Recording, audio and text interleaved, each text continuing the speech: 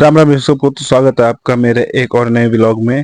तो आज था संडे, संडे था तो आज थी जिम की छुट्टी। लेकिन गांव में रहने वाले बंदों को रेस्ट डे नहीं होता।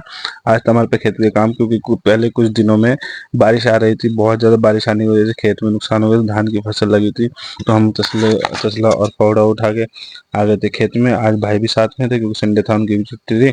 और जहाँ नुकसान हुआ था, जहाँ से मिट्टी बही थी, वहाँ हम उठा के खेत से मिट्टी डाल रहे थे, ताकि धान की जो एरिया है उसमें पानी रुक सके, कैरी में पानी रुक सके।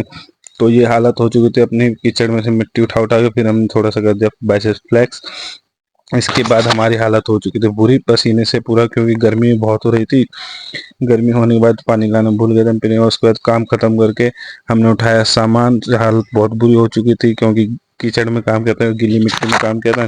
तसला उठा के हम चल दिए थे घर को। घर आने के बाद शाम के टाइम जब हम उठे तो देखा बारिश हो रही है, बारिश में कहीं जाना नहीं हुआ। जैसी बारिश रुकी हम पहुंच गए उसके बाद नाई की दुकान पे, बार्बर शॉप में यहाँ पे। तो आज चंद्रग्रहण लगने से हम बाल नहीं कटा पाए, तो हमारे खुरापाती दिमाग ने काम किया। उसके बाद हम लाए बाजार जाके सामान। तो हमने प्लान किया घर में बर्गर बनाने का। ये कुकर में इधर उबल रहे थे पोटैटो आलू।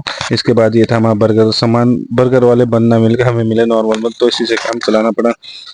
और ये भाभी और भाई आलू को स्टफिंग के लिए छील रहे, बर्गर की स्टफिंग के लिए आलू को छील रहे थे। और ये मैं फ्राई कर रहा था टिक्की, जो बर्गर में रखी जानी थी।